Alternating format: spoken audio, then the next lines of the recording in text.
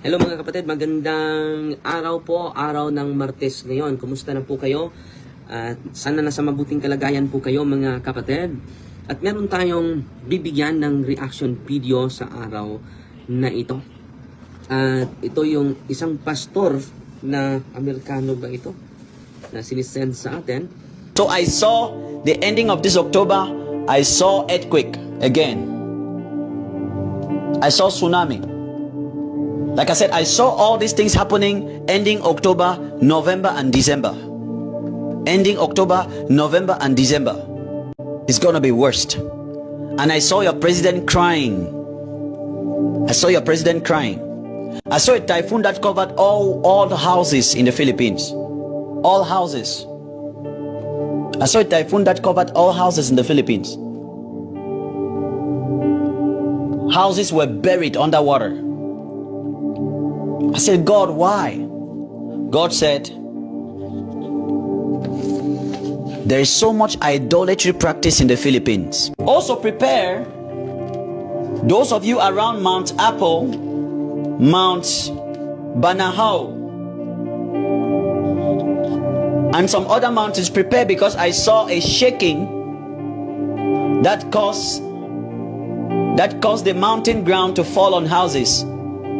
And the mountain ground covered houses that were around that mountain.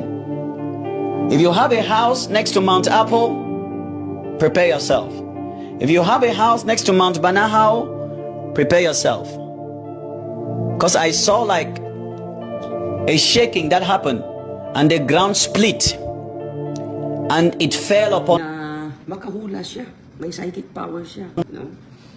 Na parang totoo talaga, no?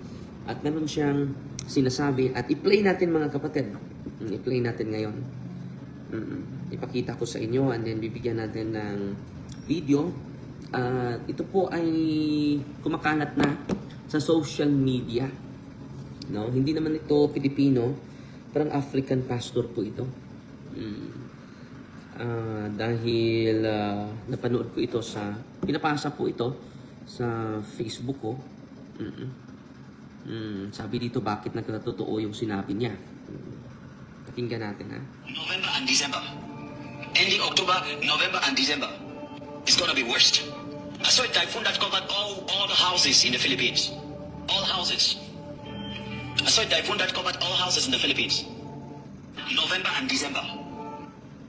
So, yan ang isa sa video na nakita ko. And then ito naman. Meron pa siyang sinasabi. Ito. God said the Philippines should repent. And I saw 3 mountains in the Philippines preparing for volcano. 3 mountains in the Philippines preparing for volcano very soon. God said the Philippines should repent. So, meron daw volcano. Meron namang mga volcano sa atin, di ba? Ito pa rin. Ito pa yung sinasabi niya. Ipakita ko lang, and then bibigyan natin ng reaction video. Itong pastor, parang African pastor, no? At yun, should repent. And then, sabi niya, ang rason, ito yung rason daw. Bakit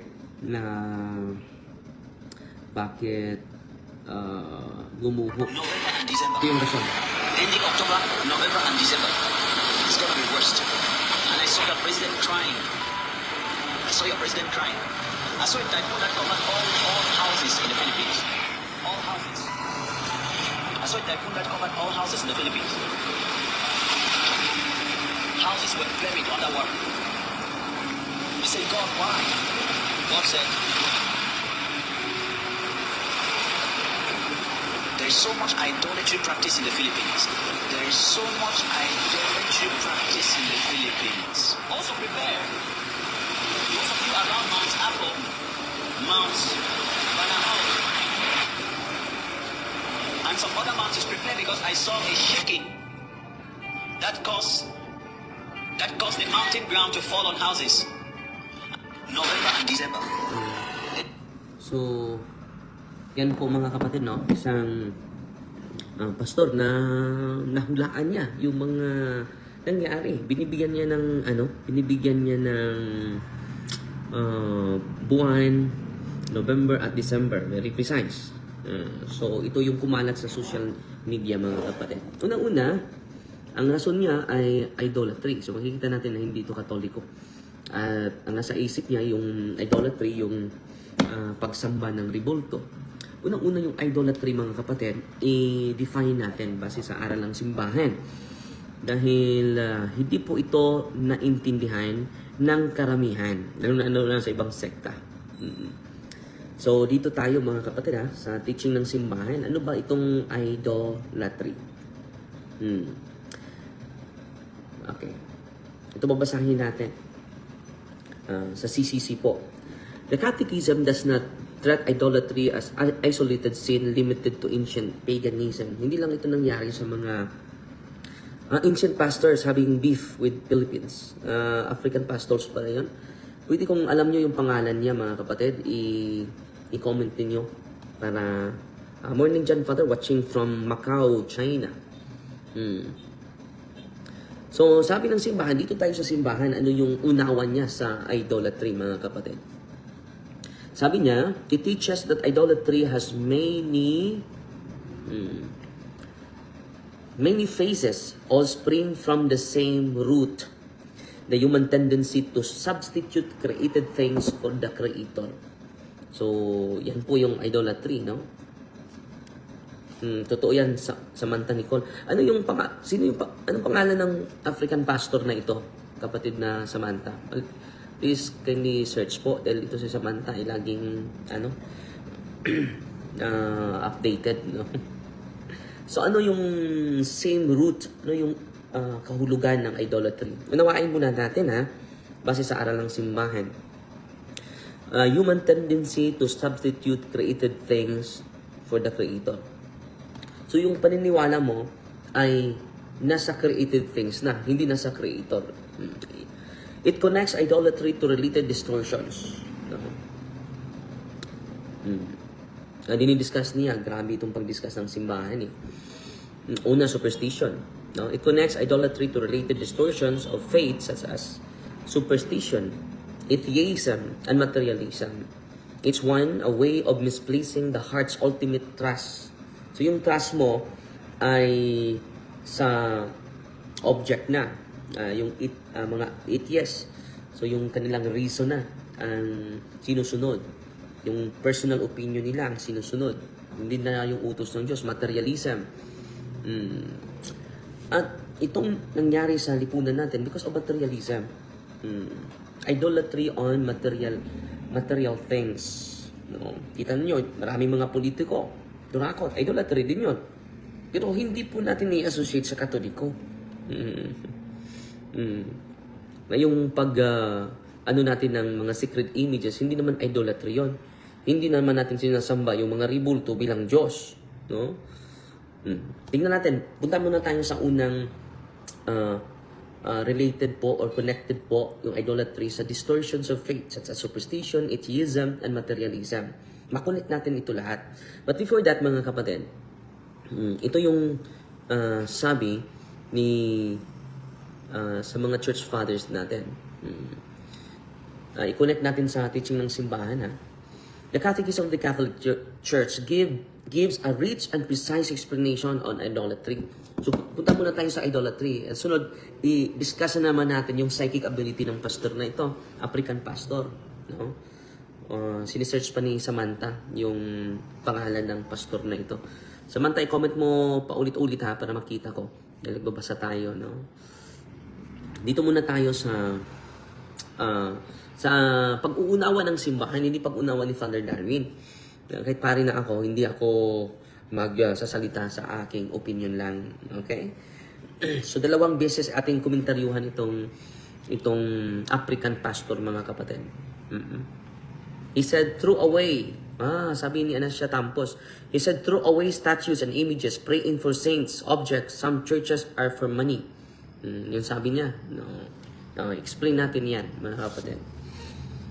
Sa isipan ng ating Santa Iglesia. So, ang simbahan lang ay merong rich and precise explanation on idolatry rooted in scripture and tradition of the church fathers. Ito muna tayo sa Sa banal na kasulatan, Exodus chapter 20 verse 3, you shall have no other gods before me. So yan po yung batas o aral sa Diyos. Sa first commandment po yan. CCC 21:12, itong sinabi niya, the first commandment condemns polytheism. It requires man neither to believe in nor to venerate other divinities than the one true God. So dito mga kapatid, ang simbahan po begins by starting the idolatry directly contradicts the first commandment. The call to worship the one true God. So, ano yung idolatry mga kapatid? Against po ito sa unang sugo ng Diyos. Punta naman tayo sa CCD 21. What idolatry is? Para maunawaan natin. Marami sa atin, hindi natin alam yung kahulugan. Ginagamit natin lagi yung term idolatry. Hindi natin alam ang kahulugan ng idolatry. Punta tayo sa official turo ng simbahan. Idolatry not only refers to false pagan worship, it remains a constant temptation to faith. Idolatry consists in divinizing what is not God. CCC 21:13. So, hindi lang po ito sa pagsamba ng mga ribulto sa mga pagano. Dahil yung mga pagano, mga kapatid, sinasamba nila rin yung ribulto bilang Diyos. Take note ha, sinasamba nila ang ribulto bilang Diyos. So, sa mga Katoliko, yung mga sacred images natin, hindi yun mga hindi yun mga Diyos-Diyosan. Dahil hindi naman natin tinuturing. Idolatry consists in divinizing what is not God. Ano yung divinizing? Tinuturing mo yung ribulto. Example, ito. Tinuturing mo ito. Ito, yung imahin. Sa Senior Santo Niño. Ako bilang pari, hindi ko tinuturing na Diyos ito. Kahit ang nagrepresentar nito ay Diyos, si Kristo, ang kanyang larawan ay hindi Diyos. Hindi naman sinasabi natin na, Senyor Santo Niño, Diyos kita. Yung ribulto mo ay Diyos ko. Hindi. Yan po ay idolatry. Pagturing mo sa imahe na Diyos. Hindi naman natin tinuturing na ang imahin ng santo ay Diyos. Pastor Perez, go after his... Ano yung apelido ni Pastor Perez? Sister Samantha, no? Pastor Perez pala. But why we pray in front of it? Yan ang ginagawa ng mga Israelita, kapatid. Nagdasal sila dahil hindi makikita ang Panginoon. So nagawa siya ng symbolic representation of Him.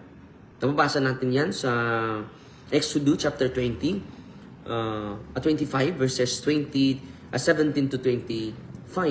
Doon ako magkita sa inyo sa harap ng kirubin. Kirubin is ribulto po yun ng mga anghel. Okay? So patuloy tayo mga kapatid sa sinabi ng simbahan para maunawaan natin yung term idolatry. So man commits idolatry whenever he honors and reveres a creature in praise of God. So pinalitan mo na ang Panginoon. Sa ano natin ng mga sagradong larawan o banal na larawan, mga kapatid, hindi Paris name African. So ano yung pangalan ng pastor na ito? Paki-comment po. So itinuturing mo, reveres a creature in place of God. So yung created things, pinalit mo sa Diyos. For examples, whether this be gods or demons, either Diyos yan or demonyo, power, pleasure, race, ancestors, the state, money, etc. Kung yung trabaho mo ay yun ang pinakasentro sa buhay, idolatry yun. So sabi niya, merong isang video daw na sinabi niya, yung mga ribulto ng mga simbahan, itapon nyo na yan. Oh, hindi yan. Nakamali ka dyan. Hindi naman tinuring ng simbahan ang mga sacred images na Diyos. Katulad, Pastor Perez Indi, Father. Hindi. Si Pastor Perez Indi pala, yung pangalan ng African pastor. African pastor ba yan, Sister Samantha? Anong simbahan niya, Sister? Paki-search po. Pastor Perez Indi.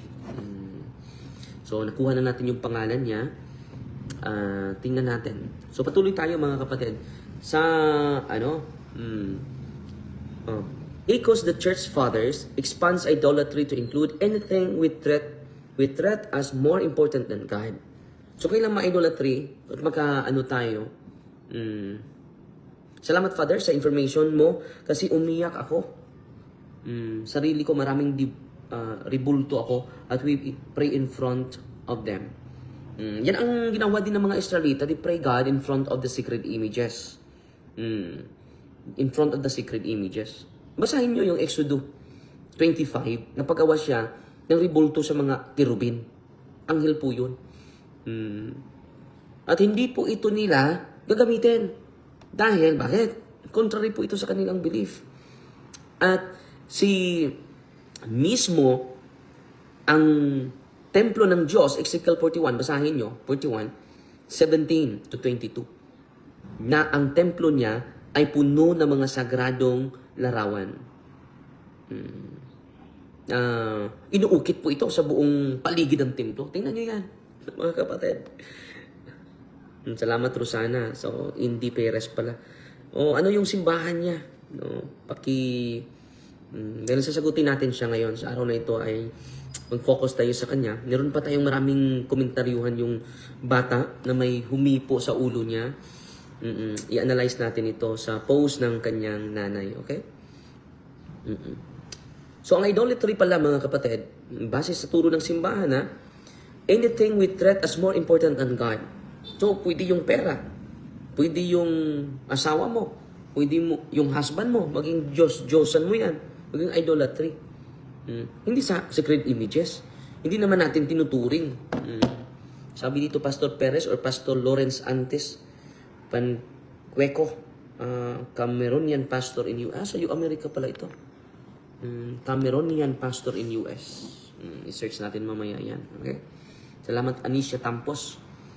So, yan po. Anything we treat as more important than God. Wealth, fame, kasikatan, pwede yan maging idolatry. Political power, pwede din yung mga politiko. Ito yung rason, hindi yung ribulto. Dahil sa flood control. Flood control. So, ano nangyari sa atin ngayon? Ito yung rason. Idolatry on power. Hindi idolatry of secret images.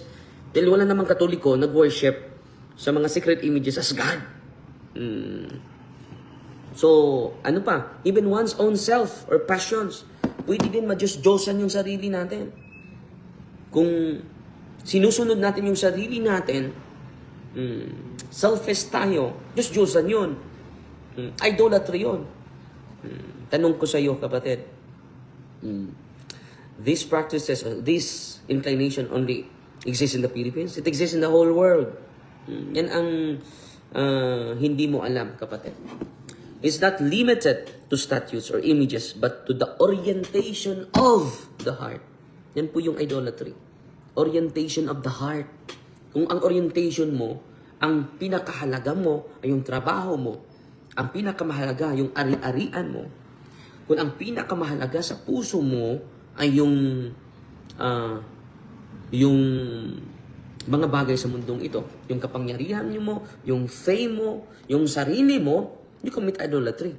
Itong practices na ito, nag-exist lang sa Pilipinas? Hindi po. Sa buong mundo yan. Sa buong mundo yan. No? So dito naman tayo sa inner nature of idolatry. Very rich and wide yung ano ng simbahan. Okay? CCC 21:14. Ito po. Idolatry rejects the unique lordship of God.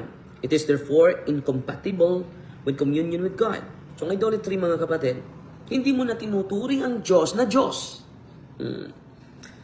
Na-reject mo na. The unique lordship of God. It is therefore incompatible with the communion with God. So, hindi ka na magsimba sa Panginoon. Practical atheism ka na. Ano yung practical atheist?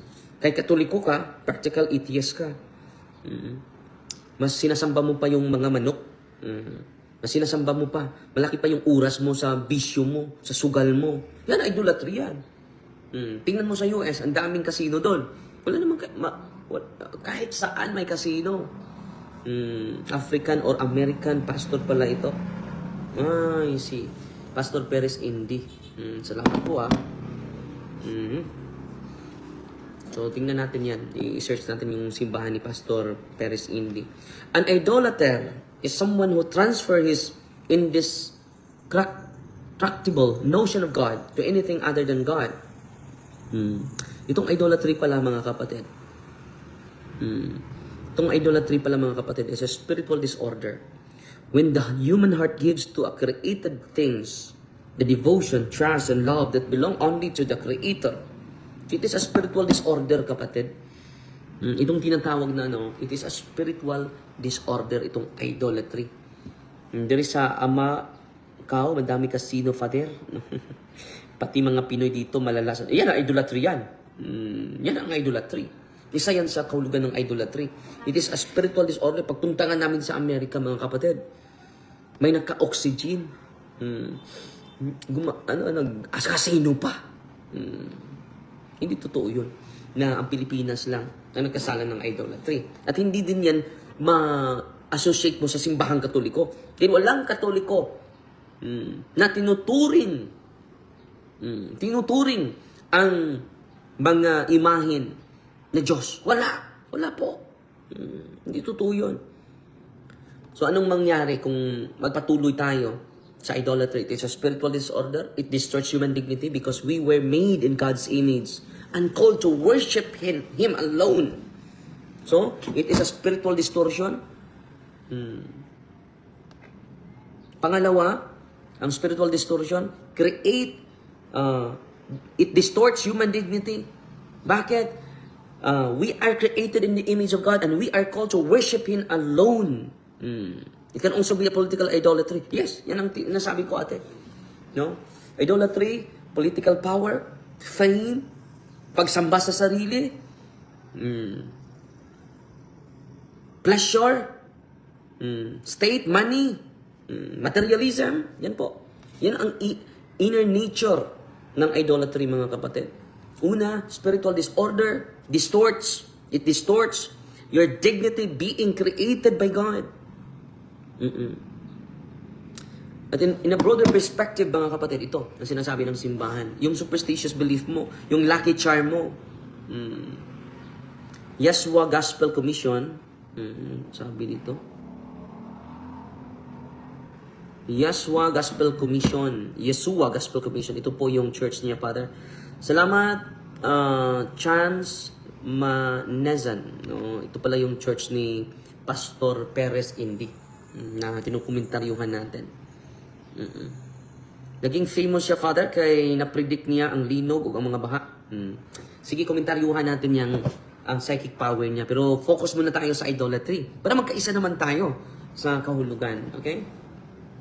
So, tinatawag po itong money and superstitious belief, giving magical power to practices or objects. Ito yung mga mangbabarang, mga occultista na raming mga occult object. It is idolatry, kapatid. Hindi lang po ito nag-exist sa Pilipinas. Nag-exist po ito before Christ. Hindi mo i-isolate yung Pilipinas lang. Nandito ito sa Pilipinas. Pero, kapatid, ilagay mo sa puso't isipan mo, itong practice na ito, it exists in the whole world. Hindi pa pumaparito si Kristo, nandyan na po yan. CCC 21:11 po yan. Babasahin natin, ha. CCC... Ibigyan natin ng komentaryo. So siguro po, mag-focus tayo sa kanya para maunawaan nyo mabuti, mga kapatid, no? Ito po. Superstition is the deviation of religious feeling and of the practices this feeling imposes. It can even affect the worship we offer the true God. That is, when one attributes an importance in some way magical to certain practices, otherwise lawful or necessary to attribute the efficacy of prayers and of sacramental signs to their mere external performance apart from the interior disposition that they demand is to fall into superstition. Pwede po yan, yung mga sacramentals natin, it falls to superstition kung wala tayong interior disposition, yung transformation natin. Okay? So, punta naman tayo sa pangalawang punto sa ating simbahan po about idolatry, mga kapatid. Dito naman tayo sa atheism. Sa CC21, 11 muna. Superstition is idolatry's subtle form. It treats rituals, objects, or formulas as if they have power apart from God's will. So, kahit apart ito sa kalooban ng Diyos, effective pa rin ito. It reduces faith to manipulation. So, mamanipulate mo na yung tao dahil may kapangyarihan ka sa mga object na yan. Using religion as a tool to control outcomes rather than a relationship of trust in God. So, i-control mo na yung mga tao para ano yung sinasabi mo, susunod na sila. Manipulation po. Pero ang simbahan, it is not to manipulate someone, but to promote relationship centered on God. So yung trust natin centered on God. Even devout acts, prayers, sacraments, devotion can become superstitious if they are done mechanically or for selfish ends instead of in faith and love. Wearing example medal, saying a prayer, or lighting a candle as if it guarantees success without interior conversion or trust in God's grace. So, kailangan may interior conversion, mga kapatid, sa paggamit natin ng mga sacramentals, ha? Hindi po yan sapat. Maging idolatry yan kapag apart from interior conversion. Okay? Dito naman tayo sa atheism and secularism. CCC 21:24. Atheism is often founded on false conception on human autonomy. Man exalting himself makes himself the end and measure of all things. Yan po yung atheism and secularism. Ito po yung idolatry, mga kapatid. So, ulitin ko yung superstition, ha. Pwede maging superstitious belief po ang mga sacred images kung lagi mong ginagamit ito without internal conversion. Kung meron kang devotion, parang hindi yan maging superstitious. Pwede yung mga sacred images, ha. Pwede din mga sacramentals. At dapat maintindihan natin yan. Gumagamit tayo ng mga ganito, but there is an inner conversion. An increase of intimacy to God, an increase of a loving relationship to God, no? An increase of respect of one another, no? Lagi ka nagsamba, pero hindi mo na yung ugali mo. Superstition po yun. Hindi po yun faith. Okay? Punta na tayo sa atheism and secularism. So, ang sentro nito, human autonomy. Yung tao na ang last say, hindi na ang Diyos. Ano yung kahulugan sa CCC 21:24? Ito po, the Catechism links atheism to idolatry of the self. So yung Diyos mo, yung sarili mo na. When man replaces God with his own reason, power, and will, yun yung bahala. Ako yung bahala dyan. No? Idolatry yan. This is a modern form of idolatry, not bowing to status, but to human pride. It reflects in Genesis chapter 3 verse 5, you will be like gods. This is the ancient temptation. Hanggang ngayon ay nagpatuloy. You will be like gods. No, anong gusto ko? Huwag niyo akong pigilan, ha. Genesis 3:15. When man becomes his own reference point for truth, morality, and meaning, he no longer worships God, but his own autonomy. Marami ito, nangyari ito sa buong bansa, ha? Hindi lang sa buong Pilipinas, buong mundo po, Pastor Perez. It happens all throughout the globe. It is not only happening here in the Philippines. No? When man becomes his own reference, no? This manifests in ideologies that rejects transcendence and threat progress, science, and the state as ultimate ends. Yan ang sinabi ni Pope Benedict XVI, called the dictatorship of relativism. Tinatawag yung dictatorship of relativism. Ang ganda ng sinasabi ni Pope Benedict XVI. Dictatorship of relativism. Yung relativism sa kultura ng kultura ng taga-Bohol, no? Ija aho-aho. Dictatorship of relativism. Atin itong elaborate din yung dictatorship of relativism. Ang ganda ng pagkasabi niya. Dito po ito sa Mass before the conclave that he elected. Ito yung sinasabi ni Pope Benedict. Sabi niya, we are building a dictatorship of relativism that does not recognize anything as definitive and whose ultimate goal consists solely of one's own ego and desires. So, ano ba itong relativism, mga kapatid? Ano ba itong relativism, mga kapatid? Is the belief that there is no absolute truth only what individuals or cultures decide is true for themselves. Ito yung tunay sa amin. Moral relativism, there are no universal standards or right and wrong. What's true for you may not be true for me. Pope Benedict, as the root of spiritual crisis in the modern world, dictatorship of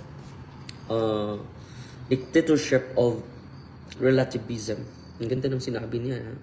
Grabe itong relativism. Ito yung metaphorically point ni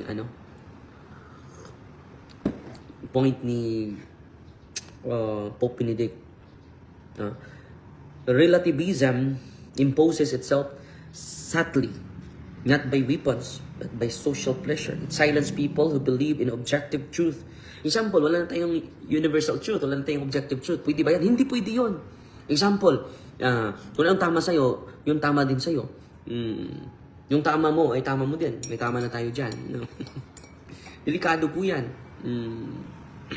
Delikado po yan. Example bibigyan ko kayo ng example. 1 plus 1. 2 yung answer, objectively.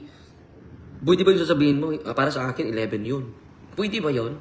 So itong dictatorship of relativism, sabi ni Pope John Paul, Benedict, it is a crisis. Crisis of, root of spiritual crisis.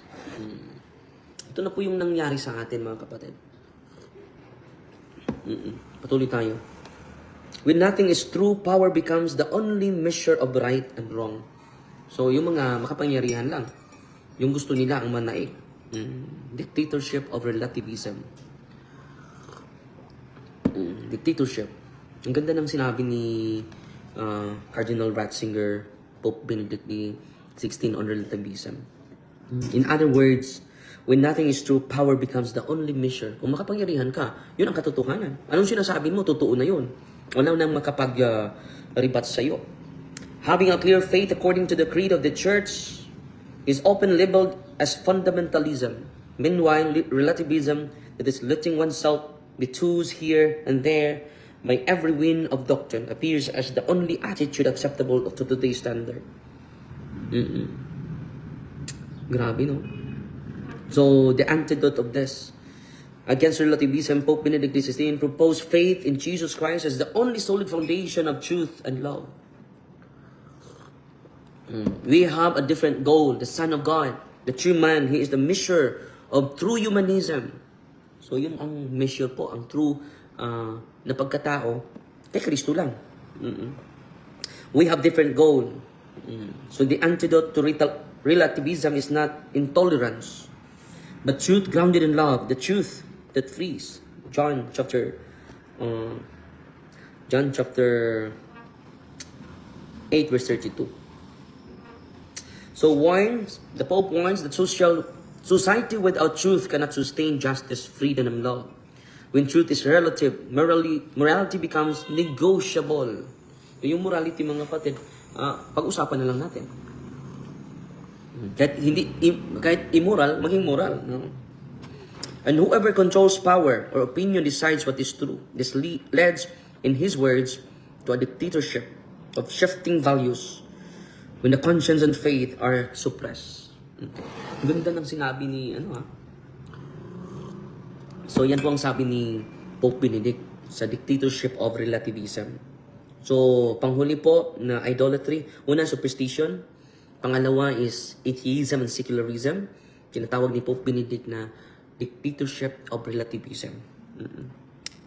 Okay. So, dito na tayo sa panghuli, mga kapatid. Money and materialism. Ito yung idolatry. No? A theory that makes profit the exclusive norm and ultimate end of economic activity is morally unacceptable. The disordered desire for money cannot be produced perverse effects. CCC 2424. Okay? So, anong kahulugan nito? I-explain natin. Materialism makes wealth, comfort, and consumption the highest good, thus enslaving the human heart to possessions. You cannot serve both God and mammon. Matthew chapter 6 verse 24. Yan nga, dito tayo. Kita nyo yung mga politiko, ang ganda ng mga plataforma nila. Pero mawala sila sa sarili nila. Makikita nila yung SOP nila. Yan ang rason na grabe yung pinsala sa Pilipinas dahil sa political idolatry. Worshipping on money. Believe ako sa sa mayor natin, sa Lila. Umiiyak siya while nag-deliver siya sa kanyang speech. Tulungan natin. So ako din manawagan ako at yung Lila mga kapatid, maliit lang na lungsod pero nagbigay ng 1 million kahit maliit na lang yung pundo nila at hindi pa sila nakatanggap ng budget para next year. Believe ako kay Mayor Puello, Mayor Jade at sa LGU natin diyan na may puso talaga sa tao, sa mga tao. Yan ang kaya tinutulungan ko sila, sinasamahan ko sila. You cannot serve both God and Mammon. Yan ang idolatry, pagsamban ng pera. The Catechism emphasizes that when money and power become our masters, they take the place of God and distort our dignity and relationship. So, puro lang pera. At dahil doon, we worship the God called money. Tinatawag yung Mammon. This is idolatry of having rather than the freedom of being. No? Having, akin to. Kahit hindi mo yan lupa yan sa kapatid mo, kinuha mo pa rin. Nagpatayan kayo dahil sa lupa. Yan po, idolatry. So ngayon, dahil sinasabi na natin yung kahulugan ng idolatry, with your respect ni Pastor Perez, very shallow lang yung kanyang understanding sa idolatry. So ano yung solution dito? So ang simbahan po sa CCT 2135, the positive call, worship of the true God. Ang dapat simbahin natin ang totoong Panginoon lang. Hindi yung pera, hindi yung opinion natin, hindi yung sarili natin, hindi yung superstitious belief natin, patuo-tuo natin. Okay? Matthew chapter 4 verse 10, you shall worship the Lord your God, and Him only shall you serve. Sa example, pagising natin sa umaga, mag-sign of the cross tayo, luluhod tayo, magpasalamat tayo sa Panginoon. Kung cellphone yung unang hinawakan mo, may Diyos-Diyosan ka na.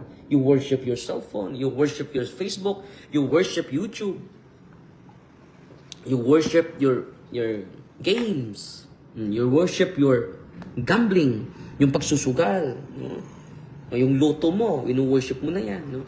Ano yung lumabas, yung sweatress mo? Hindi ka nga nag-sign of the cross. Unahin natin ang Panginoon.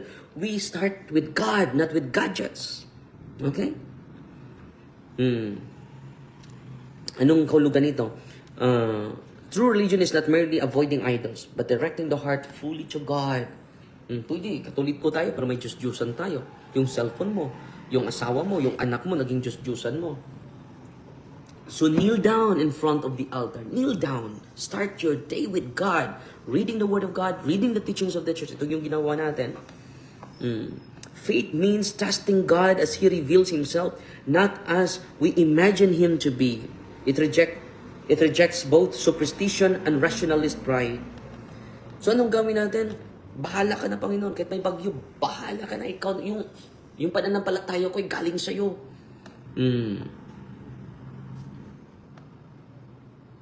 Hindi po, yung pagising ko, Father, no? We worship idols, ha? Faith fixes the heart on God's truth. Yung pananampalataya natin, fix only on God, not on us. To believe in God alone is to orient all knowledge, work, relationships around His loving presence. Yan po ang sinasabi sa Council of Trent, 1532. Faith is the beginning of human salvation, the foundation and root of all justification. Yun po ang maging, maging matuwid tayo. Hindi political ideology. Yung faith natin sa Panginoon. Yung plano mo, isurrender mo sa Panginoon. Ito yung plano ko, Lord. I-bless mo itong plano ko. Ang ganda ng plano ko. Ako talaga yung the best. Matalino talaga ako. Dahil sa akin, na-realize ito.